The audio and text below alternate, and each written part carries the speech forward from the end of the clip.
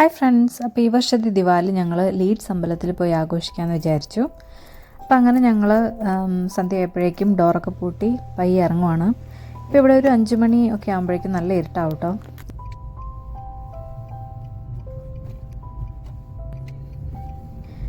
ഇത് കണ്ടില്ലേ, വീടുകളിലൊക്കെ വെട്ടമൊക്കെ ഇട്ട് ആകാശമൊക്കെ നല്ല ഇരുട്ടൊക്കെ ആയി തുടങ്ങി.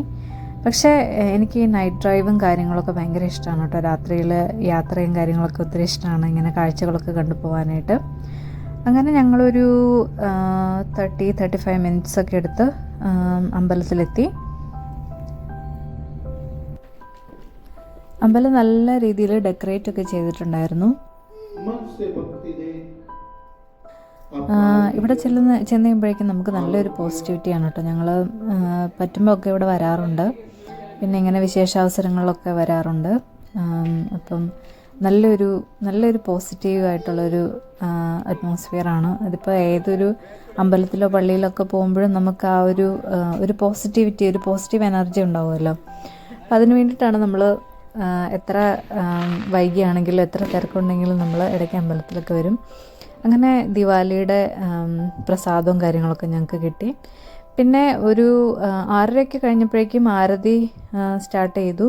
ഒരു അരമണിക്കൂറിനുള്ളിൽ ആരതി കഴിഞ്ഞു. പക്ഷേ പിന്നീടുള്ള ഫയർ വർക്ക്സും കാര്യങ്ങളൊക്കെ 8:30-ക്കായിരുന്നു. അപ്പോൾ ഞങ്ങൾ കുറച്ച് നേരം അവിടെ വെയിറ്റ് ചെയ്യേണ്ടി വന്നു. അപ്പോൾ ഋഷിക്കുട്ടൻ ഇങ്ങനെ കുറച്ച് സ്നാക്സും കാര്യങ്ങളൊക്കെ കഴിച്ചുകൊണ്ടിരുന്നു.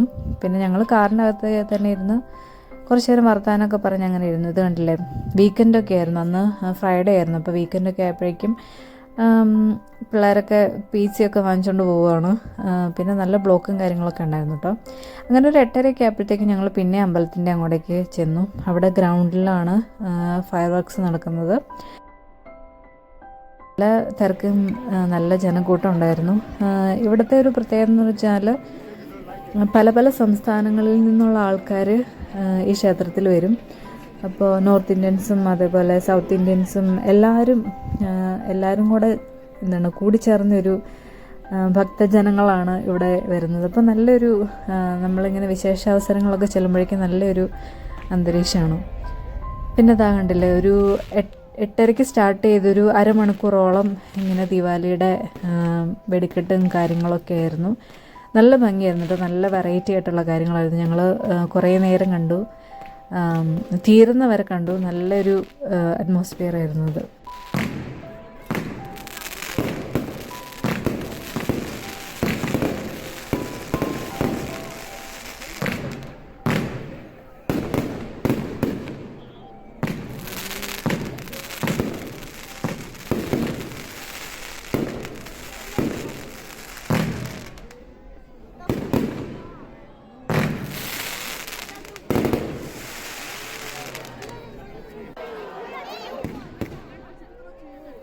അങ്ങനെ ദീപാവലിയുടെ ആഘോഷങ്ങളെല്ലാം കഴിഞ്ഞ് നല്ലപോലെ പ്രാർത്ഥിച്ച് ഞങ്ങൾ പയ്യെ വീട്ടിലേക്ക് പോന്നു.